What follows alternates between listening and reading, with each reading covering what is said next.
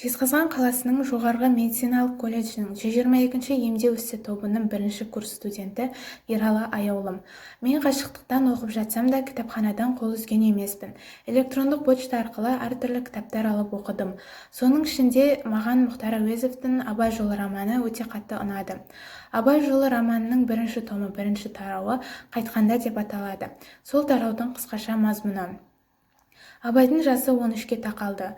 Орыс мектебінде шай оқымай, әкесі оны ауылға қайтсын деп Байтас пен Жұмабай деген кісілерді жіберді. Ауылға тақай бергенде Абай Ақ-отаудың жанында тұрған екі шешесі Айғыз бен Ұлжанды көреді. Аттан түсіп, оларға асығып бара жатқанда, Ұлжан, алдымен әкеңмен амандас деп Құнанбайды меңзеді. Абай Құнанбай мен оның қасындағы кісілермен амандасты.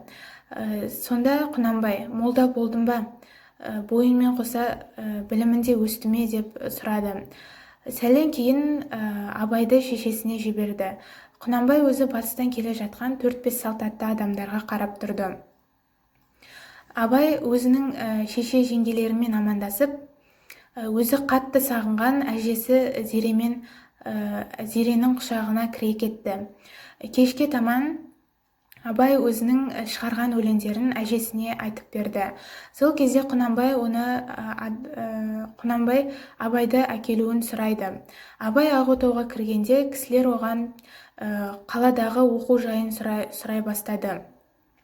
Сәлден кейін Абайдың інісі Оспан да кірді. Оспан шамалы отырып нашар сөздер айта бастады.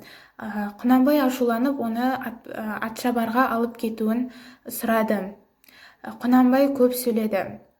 Құнанбайдың әңгімесінің ішінен қодардың сұмдығы деген жайтты естіген Абай ең алдымен оны Қозы Көрпеш Баян Сұлу жырындағы қодарды елестетті.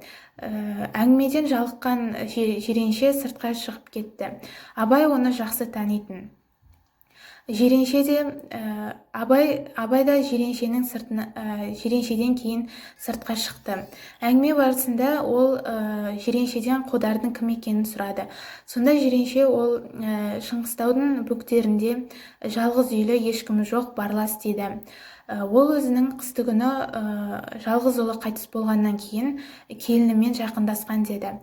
Абай оны дұрыс түсінбеді. Сол кезде Жиренше іс-қимылдармен түсіндіре бастады. Абай түсінгендей болды. Абай Ақ-отауға кірмей шешесіне қарай барды.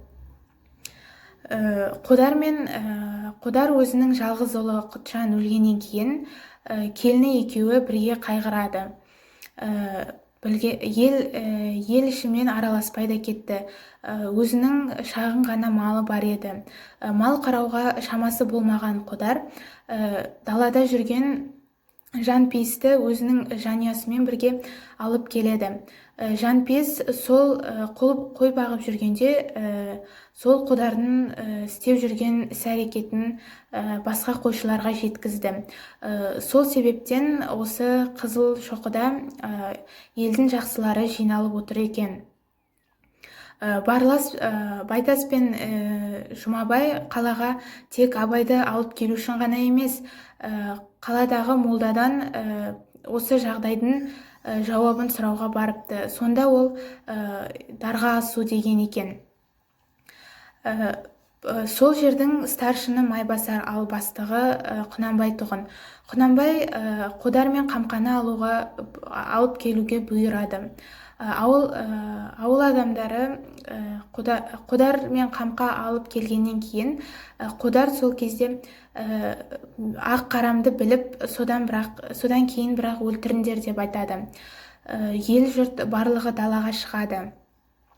Қодар мен Қамқаның басына қапшық кигізіп, арқан байлап, атан түйеге қосып тарта бастайды. Қамқаның жаны көпке бармай ұшады, ал Қодар беріліспейді. Сол кезде Құнанбай тоқтатып, қодарды жартасқа әкеліп лақтырып, оған 40 рудың 40 кісісі кесек атсын деп барлығы кесек атып қодарды өлтіреді.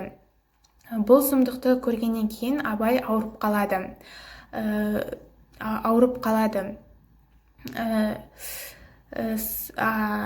Күн өтеді, уақыт өтеді, Абайдың ел жайлауға көшпекші болады. Абай атқа міне алғанымен далаға қатты шыға қоймайтын. Сол кезде Абай өзінің әжесі айтқан жырларын тыңдап өткен. Әжесі оған еңлік кебек, сосын қалқаман мамыр, жүсіп зылиха атты тағы да басқа жырларын айтып берді. Солай уақыт өтті.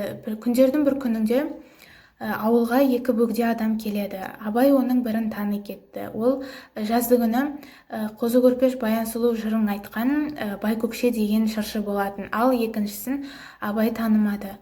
Ол Абай танымағанымен Абайдың шешесі оны тани кетті. Ол Барлас деген жыршы екен. Сондай бір кештерде Барлас Қобыланды батыр жырын айтып береді. Абай солармен бірге жүріп, өзінің сырқаттанып қалғанын ұмытып кетеді. Ұлжан оған риза болып, сол 2 кісінің кетер кезінде Барласқа семіз көк атты, ал Байкөкшеге торы құнанды сыйға тартады. Роман осылай аяқталады. Барлықтарыңызды кітап оқуға шақырамын. Біз біргеміз.